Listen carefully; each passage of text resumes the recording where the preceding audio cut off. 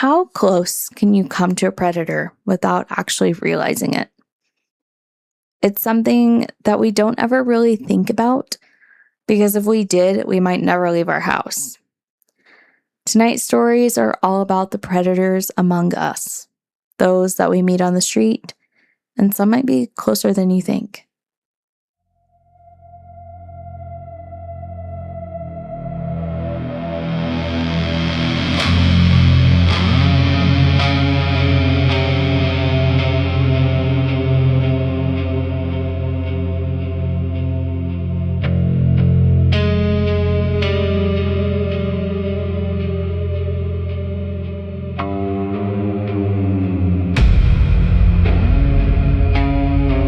This is Static Hour, a late-night broadcast of strange and unsettling stories from the darkest corners of the internet. I'm Bree, and we are officially on the air. Tonight, we do have some trigger warnings, stalking, kidnapping, some discussion of serial killers. So if that is not something that you can listen to, please just go ahead and wait till next week or go back and listen to an old episode. No worries, normal, listener discretion is advised.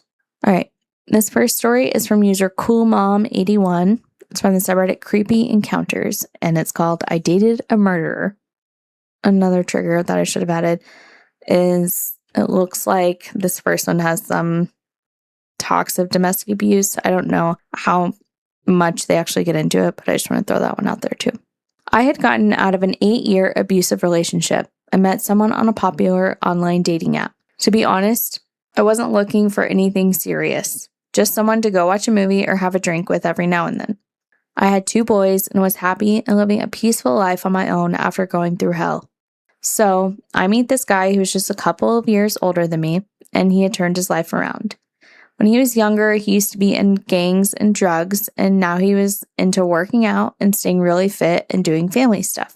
I guess you can say I felt protected by him. He was a hard worker, self-sufficient, had a son, and he loved going to the gym every day. I myself had kind of a crazy past, but I overcame it, so we seemed like a good fit. We would go to dinner, movies, normal dating stuff, but eventually wanted to spend more and more time together. And I was really having trouble giving up all of my free time for him. He would get really angry about this. Like, really angry. After being with a controlling, possessive asshole for so long, this was obviously a red flag. After 3 months, I told him I didn't want to see him anymore. Good girl. He said he needed to confess something to me. He admitted to me that he was using steroids. Oh, that explains it. And that was the reason for his mood swings. He cried and said he was sure that was the reason and was willing to stop if it meant he could have another chance. I obliged, but only under the condition that we remain friends. Things were okay for a while. We saw each other maybe every other week, and he started wanting to see me every week. To which I told him that I wasn't interested in being anything other than friends at the moment, since I was just not ready for a relationship. He tried to talk me into giving him another chance, but I just didn't find myself interested in him in a romantic way, so I insisted that we just be friends. Okay, again, another red flag. If he is like pestering you after you've already given him your answer, red flag. I stopped talking to him because I got mad at his insistence that we still talk every day, since he said that's what friends do. He would always ask about my whereabouts, and ask for pictures of who I was hanging out with. And I told him that is not what friends do. He just insisted that he just innocently wanted to see what I was up to. This guy is just really, really laying it on thick and really giving the ick. Fast forward 6 months later, and I hadn't spoken to him at all within that time. I was happy and living my life, and on one particular night, when my youngest son was at his dad's, I went out to a local bar with my friends. My oldest son, who was 13 at the time, was home alone, so I left a little early to make it home around 10 p.m. Then, when I got home, I laid down and went to sleep. And then they say, so, a little info on my living situation. I have been living in a condo for almost a year now, and we lived in a great, safe community. And I would leave my patio sliding glass door open, and then in parentheses, screen closed, to get a breeze in at night. No biggie. Huge biggie. The biggie is biggie. The biggest biggie. Big biggie. I am speechless right now. My bedroom door was close to the patio, and my son would sleep in the loft that was closest to the front door. Ugh, I read the next sentence. I'm dead asleep when I suddenly feel someone slowly sit on my bed. No. I'm stressed. I'm laying in bed wondering why my son would come and sit on my bed so slowly. He wouldn't. I turn around and it's not him. It's Mario. And then they said, not his real name. Laying down in bed next to me. Sorry I yelled. That was really, really terrifying to read. I sit up and ask how he got in. He's not answering me. He just says, I needed to talk to you. And I said, okay, when you need to talk to someone, you don't sneak into someone's room. You call them. You leave a note for them. Literally anything but this. I'm thinking I'm going to kill my kid for letting him in. He said, I didn't have your number anymore. I needed to talk to you before it's too late. I didn't even entertain the before it's too late bit because I was livid. But something told me to keep my cool. Whew. So glad that your instincts kicked in. I sit up and say, look, I really want to talk to you too, but not like this. Please just leave, and I promise we will talk tomorrow. Call me tomorrow. He just said that he didn't have your number. So maybe say, I'll call you tomorrow, but okay. He gets up and walks over to my side of the bed and starts rubbing my shoulders and is slowly making his way to my neck. No. He says, do you really want to talk? Sorry, I'm clutching my neck because I know that he had his hands on her shoulders and was putting his hands close to her neck. Like, that is terrifying. Oh, that's so scary. I hate it. I hate it. I hate it. I look him in the eyes and say, yes, I've been wanting to talk to you, but not like this. Please call me tomorrow. He stares at me while rubbing my neck, goes down to my shoulders and lets go. Says, okay. This bad word proceeds to exit through my patio door and jumps my patio wall, which tells me that is exactly how he got in. Are you kidding me? I freaked the F out, check on my kid. He had no idea what was going on, locked all my doors, and I don't sleep the rest of the night. The next day, I text him and I tell them that if I ever see him near me or in my complex, I will call the police and to never contact me again. If you're wondering why I didn't call the cops to begin with, I knew he had a gun. So A, I was scared of being retaliated against for being a snitch, and B, I figured if I called the cops, they'd probably not do much or just let him out, and I was afraid of what he would do after the fact. Either way, he left me alone and I didn't hear from him for years. 4 years later, I'm going through Facebook and I see his face in the people you may know. I click on the picture and notice that it looks like a jail picture. You know those pictures where the guy is clearly in a jail cell. I scroll down the page and his most recent post is him posting his address for his family members to write to. A prison address. So I Google his name, and sure enough, article after article all have the same headline. Man arrested on suspicion of killing his girlfriend. Ugh. About 2 years after him and I dated, he shot and killed the girl he was dating. That could have been me. I feel like crap thinking that if there was anything I could have done to stop him. Even scarier, though, is that he only got 12 years for her murder. 12 years. I could literally go on such a long tangent about that, but I'm not going to. I will leave it at the fact that 12 years is not sufficient for murder. He literally took her life. She can never get it back. And he only gets 12 years. What? That was terrifying. Number one, really happy for OP that she was able to get out of that situation. And also, I would be really scared for a long time that he would come back. So it's kind of shocking that he didn't. I hate it. Okay, so OP, very glad that you're okay. And so glad that survival instincts kicked in. I'm also thinking that you probably don't sleep with your patio door open anymore, which is good. Either way, though, even if you didn't have it open, he would have come in. He would have found you some way or another. But yeah, it's very shocking to me that he just did that one attempt and then was like, okay, she's right. I should leave her alone. And then just did. So that is incredible. But I hate the fact that he ended up killing his girlfriend. That is so, so sad. Okay, so we're going to take a deep breath. And then we're going to move on to the next story. Okay, this user, I don't know how to say their username. So it's VLYSSV and then _VNN. I don't know how to say it, so I'm not going to. It's from the subreddit True Scary Stories, and it's called Mom Thinks She Met a Famous Serial Killer in 1976. Crazy. About a year ago, I was sitting at home and I got a random call from my mom. She told me this story, which I had her write down for me later on. The following story is copy and pasted directly from what she wrote. So this is in the mom's POV. I know I must have been 11 or 12 years old. I know this because I was still riding my sister's hand-me-down blue Schwinn girl's bicycle. I got a new 10-speed bike at 13 years old. And I weighed around 74 pounds, which I'll explain later. Okay. I was born in 1965, so that makes the year this happened around 1976 or 77. It was a long time ago, but certain parts of it are burned into my memory. I was wearing jeans, but don't remember what was on top, so it must have been late spring, early fall. Because if it was hot, like the middle of summer, I would have been wearing shorts. I was tall for my age then and had shoulder-length brown hair. Our house was about a 3-minute bike ride away from the Jewel Osco store. I don't know what that is. I often rode up there to buy myself a sweet treat, as I did that day. I parked my bike outside the door and went to the Osco side of the store. Is it Osco? I don't know. I've never heard of this place. Where the candy aisle was located very near the door. I looked over my choices and finally settled on a bag of sugar babies.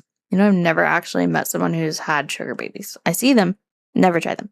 At some point during this time, a man came down the same aisle and started to talk to me. I was naive and shy and raised to never say no to an adult. So I just quietly turned away and walked down to the opposite end of the aisle and turned back up into the greeting card aisle. He followed me and maneuvered in front of me. I don't remember everything he said, but I do remember him saying he could guess my weight and asked if he could prove it to me. Of course, I shyly said, okay. He reached behind me. I'm so sorry. Hold on. This is really horrible to read. He reached behind me, putting his hand between my legs and lifted up on my butt. He guessed 74 pounds and he wasn't that far off. Things didn't feel right, but I couldn't bring myself to protest. There were no other people in the aisles. Then he offered to buy my candy for me. I tried to say no, but he insisted. I said okay. He smiled and told me to wait outside for him while he paid for the candy. I realized now he didn't want to be seen with me. I waited outside by my bicycle for the man to come out. I thought hard about leaving before he came out, and I almost did. But I really wanted my sugar babies. I figured I'd just get my candy and take off. But when he came out, as he handed me the candy, he told me he had a really cool car that he wanted me to see and asked me to walk out to the parking lot with him. Oh no. Again, I said okay. As we started walking, I started getting a strong feeling that I needed to get out of there. One smart thing I did do is insist that I take my bike with me. So I kept it in between us. He led me out to the furthest edge of the parking lot. Holy crap. Beyond that was just an empty field. No buildings, no roads. His car was parked, so the passenger door faced away from the store. Man, this guy is like, he knew exactly what he was doing. The car was a Volkswagen Beetle, beige or tan in color and in good condition, maybe new. I stopped and looked at it, but kept my distance. He opened the passenger door for me to see in. I smiled and nodded obediently. Then he asked me if I wanted to sit in it. Alarm bells started ringing in my head. I told him that my mom was waiting for me to go home and I better go, in a very nervous voice. I was surprised and relieved when he didn't object. He just said, okay, and goodbye. I jumped on my bike and left him standing there.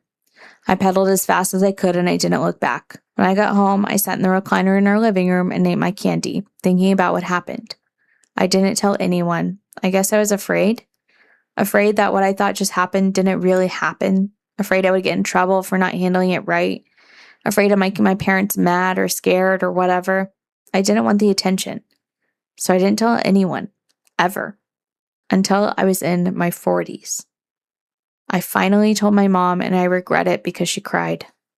The only description I can give for the man is vague. One reason is because I was too shy to look him straight in the face.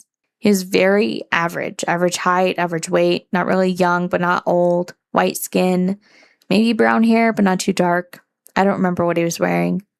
I wish I had told and that the authorities were notified, because even if that wasn't Bundy, it was a creep on the prowl for young girls, and I'm sure he eventually found one or more that didn't ride away on her blue girl's bike.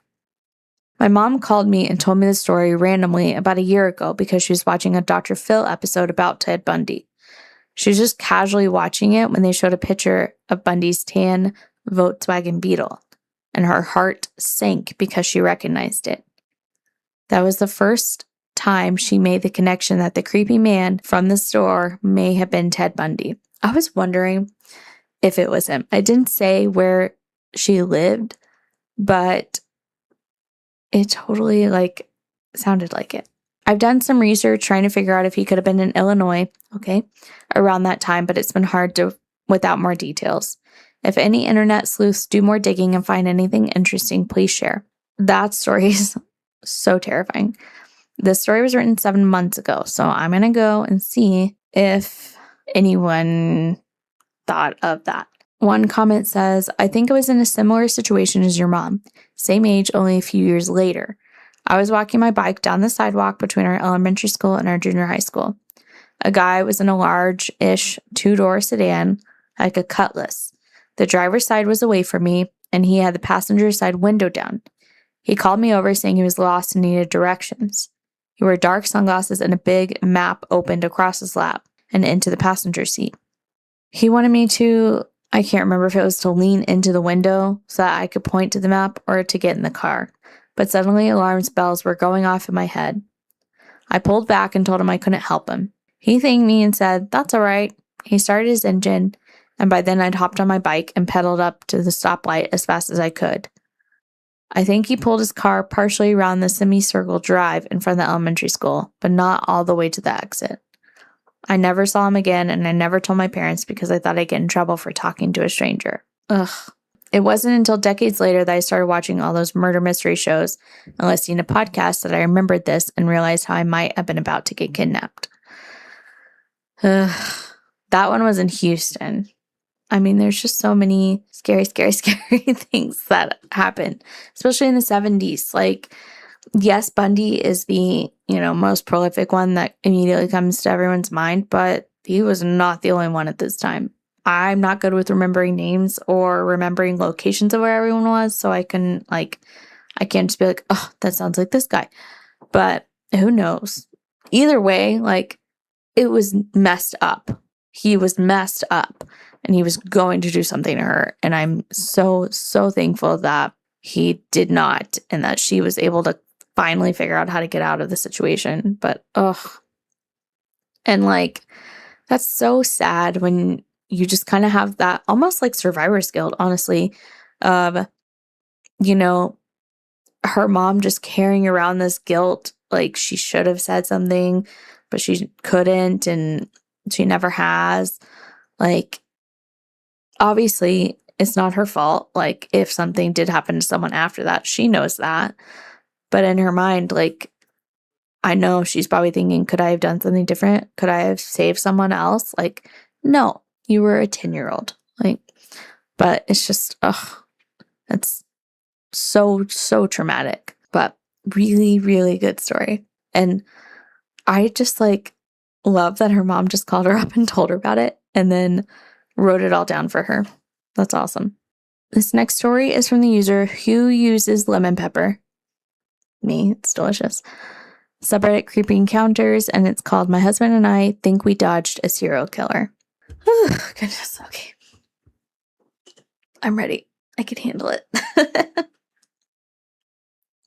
2 years ago in the winter, my husband and I bought and moved to a farm in small town Appalachia.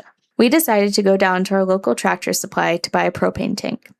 As we were in the checkout line, a man in his late 50s, I assumed, walked in and stared at us. He grabbed a random woman's shirt off a shelf and then turned back to stare at us some more and stood behind us in the line. What? Huh. Sorry, I always read ahead. That was a jump scare. He stood so close I could feel his breath on my neck. If you're watching on YouTube, you saw me get chills. If you're not watching on YouTube, I literally just shimmied because it sent chills down my spine. I was extremely uncomfortable, but I figured it's a small town, so everyone is just overly nice. So I turned toward him and smiled. You would almost bump into him. I smiled, nodded, and said, "Good morning," hoping the man would feel as uncomfortable as I did and back up a bit. He did not. He started talking to us. Initially started with pleasant small talk. "Oh, the weather is getting quite cold. This line's taking forever," telling us about him picking up his great aunt from the airport in 2 hours, etc. Then it quickly got into more intrusive territory. "Where are you guys from? Where are you living now? How old are you guys?" For context, though I was in my late 20s and my husband only a few years behind me, our baby faces could have easily passed for 2021. When it was our turn to check out, I said, "Have a good day," to the man and went to the register. As the guy behind the register started to explain the propane pricing, the man started to flip out. What? He started yelling at the poor 17-year-old kid working his weekday job, saying, "I can't believe y'all are charging them so much for a propane tank. And they're just a young newlywed couple. Why can't you give them a break?" He just kept going on, cussing beneath his breath at the guy behind the counter. This poor kid. I have worked retail. I have worked in the food industry. I have worked in lots of different customer service type situations and have gotten yelled at in all of those situations. They are never fun, especially when you were that age, because I remember it, because you can't you feel like you cannot do anything, and it's just, you just have to sit there and take it. And most of the time it's a smile on your face. Then he once again turned to us. "Hey, I have a 100-pound tank I'm not using at my house. I'll let y'all have it for free if you want. You just need to come with me." My husband thanked him, but declined. He said, "Are you sure? My house is only 20 minutes from here, and I could even give you 2 tanks. Again, my husband declined. He continued, "We have to do it now, though, because I have to go to the airport and leave town in 2 hours. This was a slip-up we hadn't noticed until we got home later that day, because he told them earlier that he was going to pick up someone, not trying to skip town.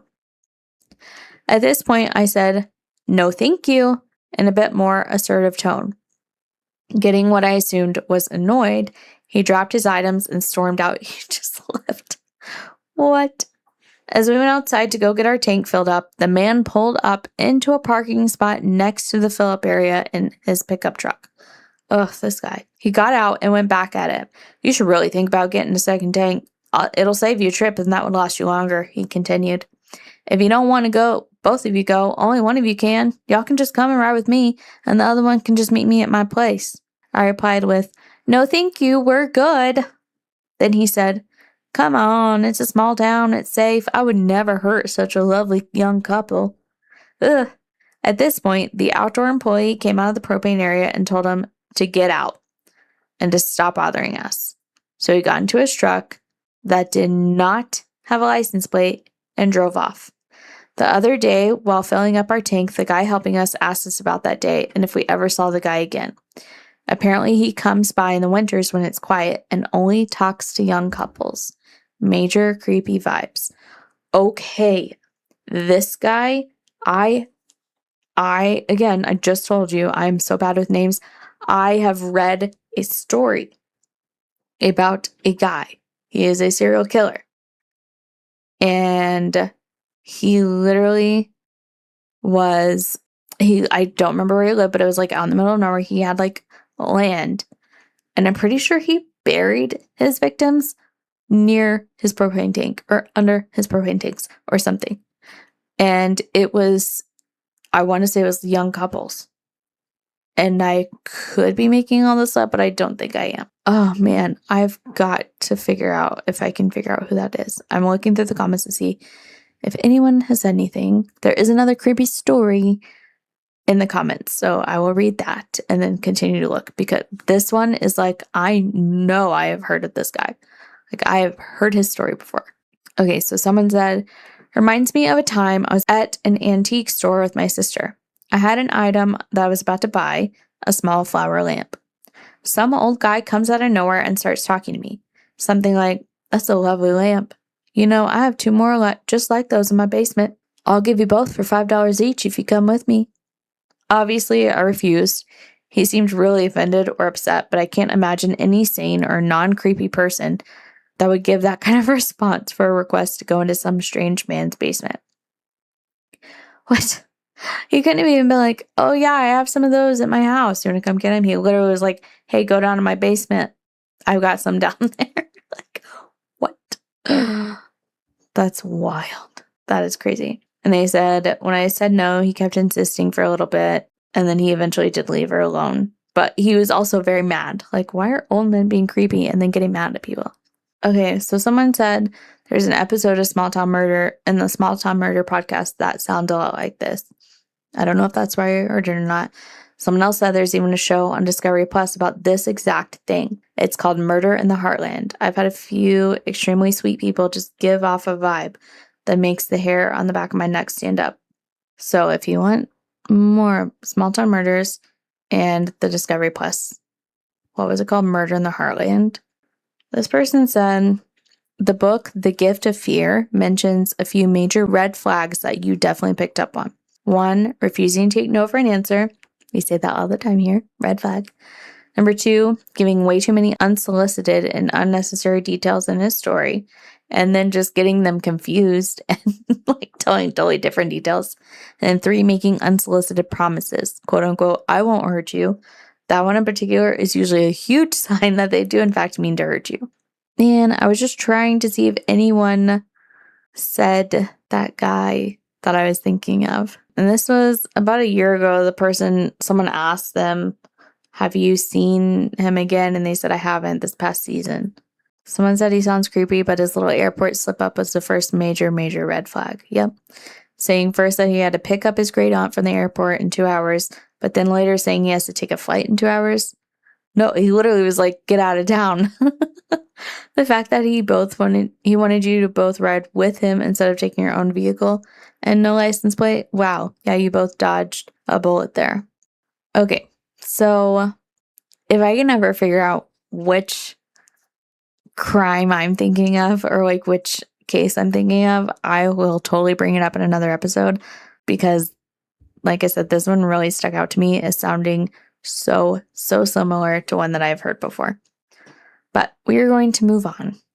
This is from user AnyJello9719 from Creepy Encounters, and the post is called, I, 24 female, think I'm being stalked and I can't tell by how many people.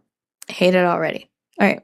They said, reposted to break up the text wall, burner account, obviously. I know the title sounds paranoid, but please bear with me. I work full-time at a public university in the U.S. as an office manager, and I'm enrolled in grad school at the same institution. I graduate this May. I have in-person night classes 3 days a week that start right after I get off work. My apartment is on the first floor of a complex about 10 minutes away. Over the past few months, I've had numerous bizarre occurrences around my home and my workplace. Okay, can I just give a little PSA? If you ever have a chance of like requesting a specific apartment unit, try not to get one that's on the ground floor. And I know that it is convenient because you don't have to walk up and down a ton of stairs, but it is also a lot easier access to people when they're trying to be scary people. So I'm just throwing it out there. The first, to my knowledge, was in September and was something my neighbor across the hall, very sweet older woman, told me. A man was banging on my door for around an hour just after midnight when I wasn't home. Hate that. My neighbor poked her head out to ask him what was going on, and he said he was a door dasher with no food or bags in his hand. My neighbor watched him through the peephole and told me he tried the doorknob multiple times. I don't have a Ring camera or anything, so I don't have any footage. I would call the cops if I was that neighbor. Like, this guy is harassing someone. Not okay. As far as I know, he didn't come back, but I've also had 3 or 4 instances over this several-month period where someone knocked on my bedroom window. Hate that. And in parentheses, they said, blackout curtains always closed. Same. Late at night, loud enough to wake me and my tiny dog. Never saw who it was. Okay, I'm just going to pause right here and give another little, safety PSA. So one thing that I always keep my curtains closed because I don't have a dark enough tint to where people can't see in and out of our windows, and I don't like that. So I'm right there with you. But I have gone around and they're super cheap on Amazon. They're like battery operated and they stick to your windows, and they are like window alarms. So if there is like any loud noise, like glass breaking or even banging on the window, anything like that. Like one time, not too long ago actually, a bird like dove headfirst into the window on accident, and it set off the alarm. And it is extremely loud. But it's just one of those things that just kind of is a peace of mind kind of safety measure that I took. But, it's not, it cost you, less than $30, and it's just another little level of added security that you can have. So if you're looking for something for your windows, that one is a cheap one. In October, a woman came to my sliding glass door. What is with these people? About a month later, demanding to come in because her stolen device had apparently been peeing in my apartment. Ew. When I refused, she called the sheriff's department. The deputy who came asked me a couple of questions and left, but did confirm that a device was peeing at my apartment. What? Never found out if she meant a phone or what. The woman hung out in the parking lot before leaving a few minutes later. Obviously, I've never stolen any phone, so I was completely bewildered. Never saw her again. Couldn't it have been the upstairs apartment? Or no? That doesn't really make a lot of sense to me, but okay. In December, things came to a head. When I found a plug-in GPS tracker in the OBD port under my dashboard. What? Car dealership where it got serviced last said they didn't use that brand. And then they have the brand, the model, the serial number, everything. And didn't perform any services that would have warranted putting one in there. I called the cops and they just wrote down a few details and left. Come on. University police were also informed since the tracker was probably placed either on campus or at my apartment. The tracker was the biggest red flag. I never checked my OBD port, so I have no idea how long it was there. What's an OBD port? Is that how do I get to that? What is that? I don't know.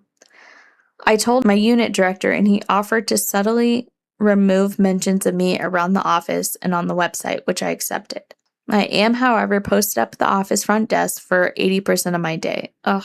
This past Tuesday, right before I left for lunch, a middle-aged man came into the office wearing a hairnet, a surgical mask, hoodie, and sunglasses. What? He claimed to be a prospective student and had questions about FAFSA. Sir, I'm going to need you to remove all of that before you decide to talk to me about money. He was extremely hard to understand. I directed him to the financial aid office across campus, and he kept asking questions that our office cannot answer.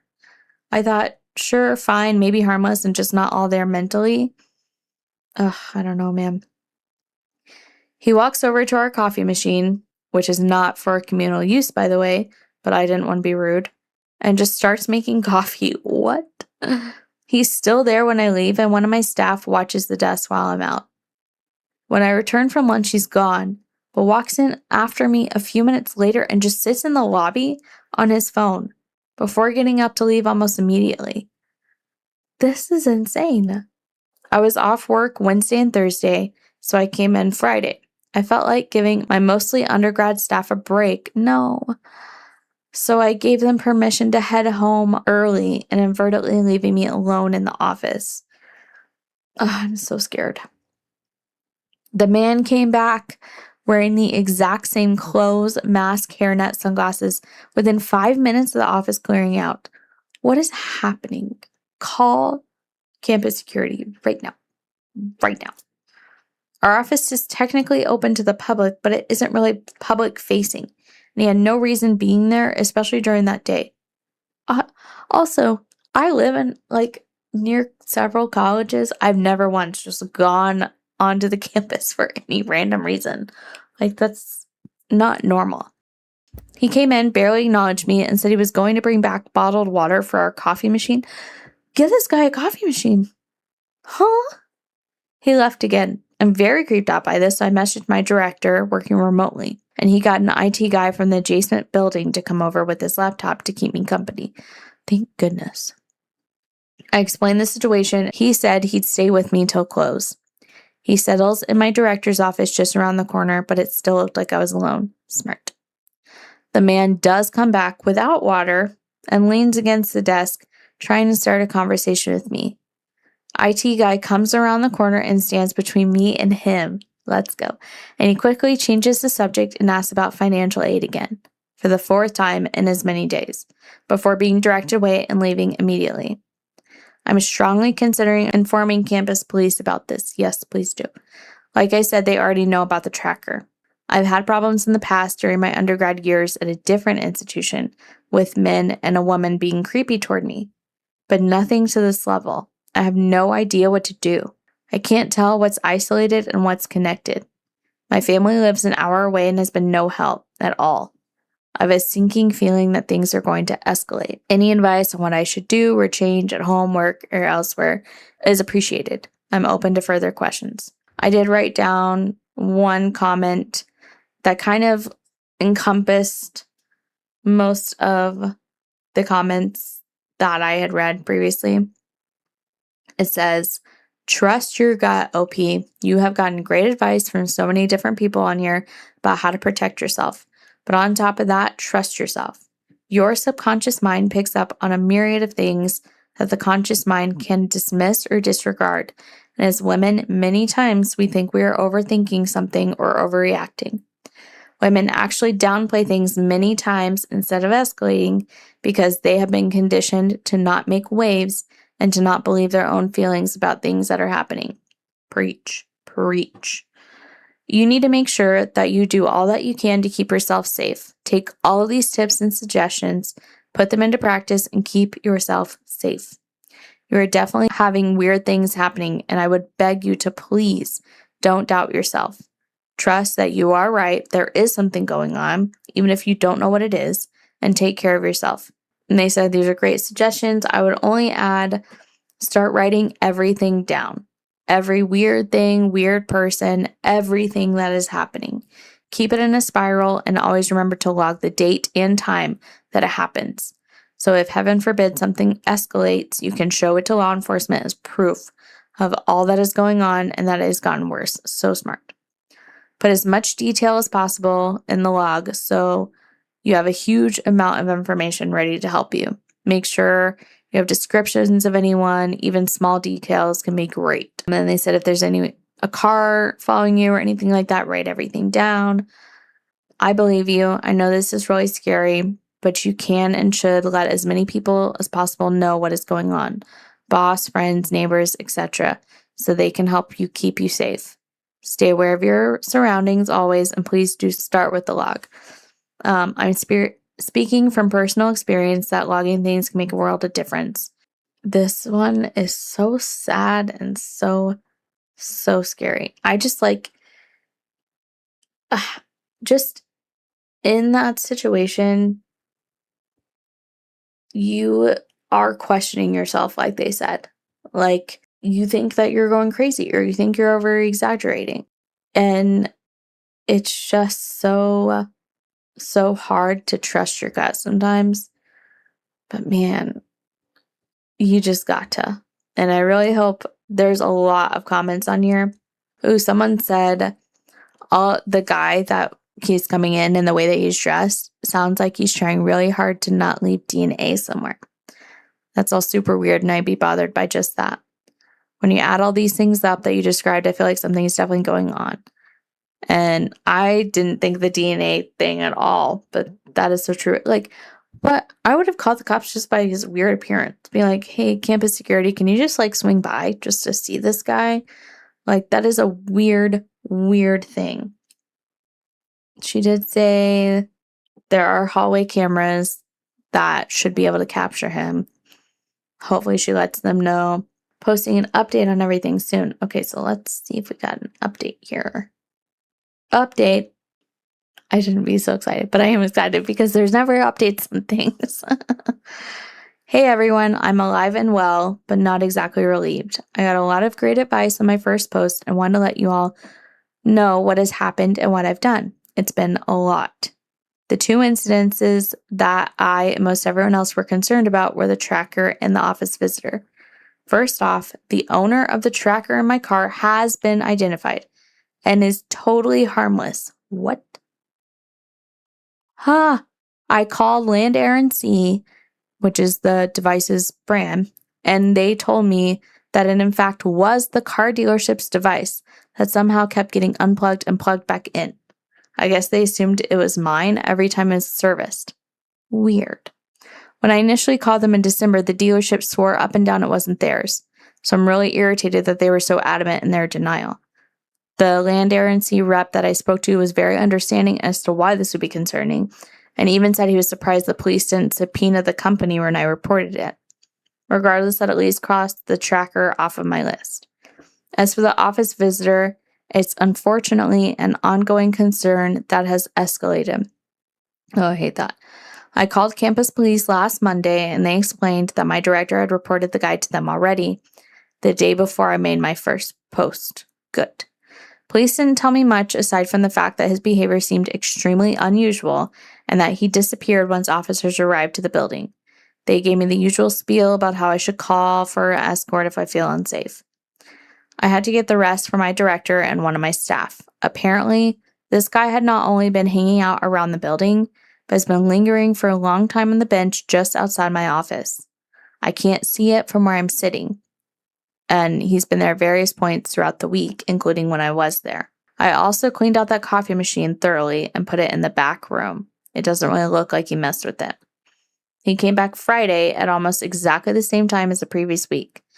By a stroke of sheer luck, I was already in the back conference room before he saw me. I snapped the attached pic of him speaking to a male staff member at the desk and quietly locked myself in my director's office because he was working remotely again. I called campus PD and texted my director. I could hear the man and my staff talking briefly, and the guy left immediately. He didn't linger like he does when I'm there. Both the arriving officer and the division leader, who is my director's boss, arrived quickly and knocked on the door, obviously concerned. The officer communicated to me that he will be found and charged with trespassing. He has not shown up in our public trespass warning records, so I guess that went nowhere. That wasn't the end of it. This Monday, we were expecting severe weather, so campus was closed and remote work was permitted. My director, however, decided to work from the office. This director is hilarious. Like, he will not work from the office any other day, but the day that everyone else is gone, he's like, nah, I'll risk it. I'll risk the severe weather to go in. It'll be quiet. I love him. He saw the man again, but this time holy crap. This time he was accompanied by 4 or 5 other men in the halls. My director is a very large man, so they scattered quickly when he barked at them to leave. He told me all this on my one-on-one with him on Tuesday morning. Oh no. I still feel extremely uneasy about his apparent fixation on me, or at the very least my office, and that he returned several times in alignment with my schedule. I've been having my boyfriend escort me to and from night classes in my office, and will leverage a police or male staff escort if he's ever unavailable. No activity from this man since Tuesday. Since making my first post, I did some work back at my apartment as well. I asked the management office if my unit or building had a history of drug crime or any other reason it would be a point of interest. That's I wonder about that. Like, if the previous tenant maybe was a drug dealer or something, and so people were just coming. Who knows? The manager is a different one from when I signed my lease back in May, and she found no notes about crime or suspicious activity in that unit. Okay, never mind. I did remember that I sometimes get mail addressed to someone who I presume is a previous occupant, but nothing but it didn't come up with anything suspicious when I looked up his name. I've also purchased some pepper spray, set up a Ring camera, and should be receiving a stun gun and window cams from Amazon soon. Awesome. Planning a range date with my boyfriend to put a couple 100 rounds through my Glock as well. Good girl. But yeah, that's the less than comforting update to this whole situation. At least the tracker is out of the way, but I'm still so on edge with this guy and apparently the group he is in. I'm worried about what happened if I run into him again, let alone this whole group. I don't know what else to do besides literally never be alone. Ugh, this is crazy. Okay, and that was 4 months ago, and I'm looking to see if she's checked in since then.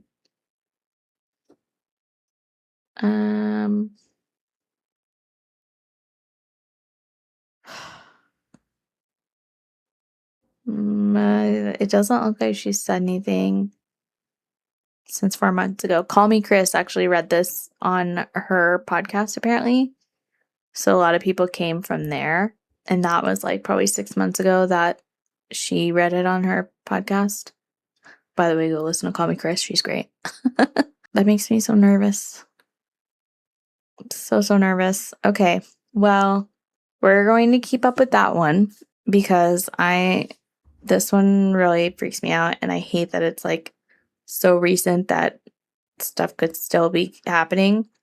And hopefully we can kind of get some answers back for that one. Hopefully she's okay and just living her best life, but you never know. But wow, I honestly, OP did literally everything right that she could have done.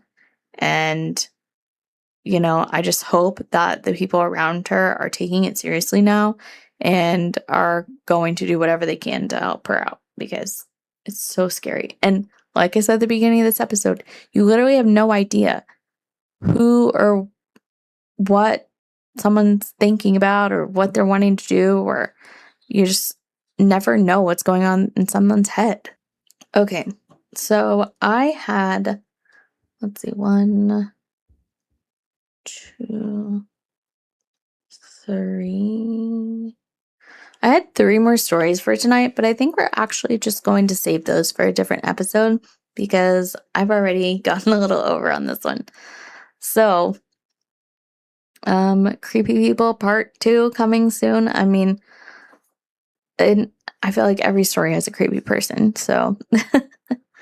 But the unsettling thing about tonight's stories isn't that they all involved dangerous people. It's that most of these people looked completely ordinary, minus the last guy. Sometimes the only thing standing between a close call and a headline is a feeling in your gut that you finally decided to trust. Listen to your gut. This is my number 1 takeaway ever, every episode. Listen to your gut. Trust yourself. Trust your instincts. But yeah, this one got to me a little bit, especially that last story. If you enjoyed tonight's broadcast, we really appreciate you following along with us. You can follow all of our socials, leave us a review, send us to a friend. We love it. And if you are craving more stories, please head over to our Patreon where you can get bonus episodes. And if you have a story that you want to share with the world, please send it in.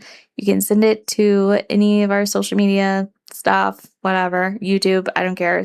Send it carrier pigeon, that's fine.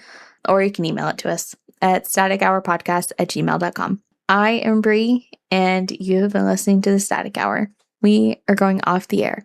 Good night.